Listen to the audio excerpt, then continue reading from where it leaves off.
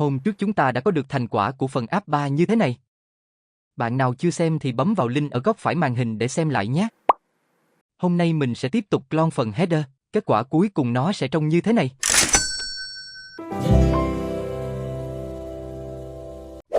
Đầu tiên mình cần phân tích layout trước rồi mới bắt đầu code. Mình sẽ phân tích từ trên xuống nha. Ở đây mình thấy có hai phần. Phần đầu là avatar và dòng trạng thái, phần thứ hai là các item tính năng, ảnh, video. Tức là đang có hai row, nên mình sẽ có một cái column bọc ở ngoài, tiếp theo ở bên trong thì sẽ có hai row. Row đầu tiên mình sẽ có một cái hình avatar và đoạn text. Row còn lại mình sẽ làm list view để có thể scroll qua nếu trường hợp có nhiều hơn 4 item.